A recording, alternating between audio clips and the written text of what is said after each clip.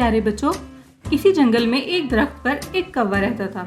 उसकी एक बुरी आदत थी कि वो दूसरों के मामलात में बोलता और वो लालची भी था। इसीलिए कोई भी जानवर उससे बात करना पसंद ना करता। एक दिन उसने हिरन से कहा, हिरन, तुम कहाँ जा रही हो? मगर हिरन ने उसकी बात का कोई जवाब ना दिया और वो चुपचाप वहां से चली गई, क्योंकि उसे कौवे का पता था।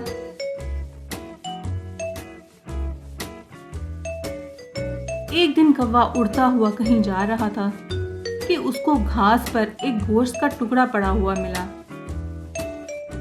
कौवा बहुत लालची था। उसने सोचा, इससे पहले कि कोई और वो टुकड़ा ले जाए, वो टुकड़ा उठा ले। तो वो जल्दी से गोश्त के टुकड़े के पास आया।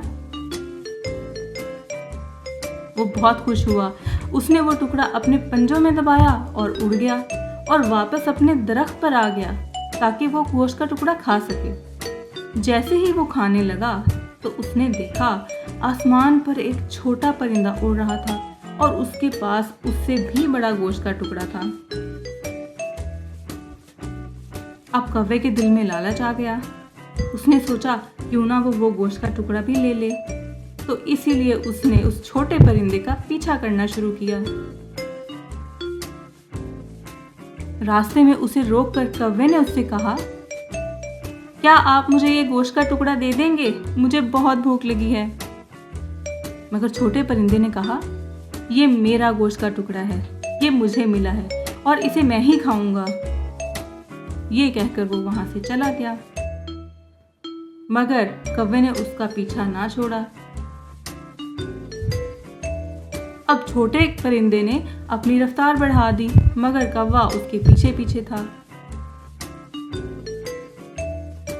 उसी वक्त कौवे के दरख्त के पास से एक दूसरे परिंदे का गुजर हुआ और उसने दरख्त पर गोश्त का टुकड़ा देखा और वो परिंदा बहुत खुश हुआ। उसने वो गोश्त का टुकड़ा वहां से उठाया और अपने साथ ले गया।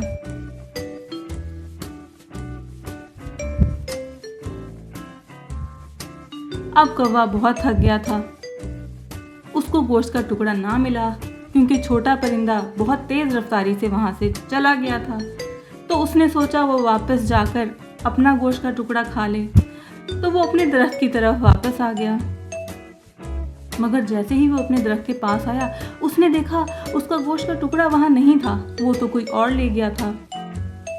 अब कौवा बहुत पछताया क्योंकि उसके लालच ने उसे कहीं का ना छोड़ा और वो अपने गोश्त के टुकड़े से भी हाथ धो बैठा।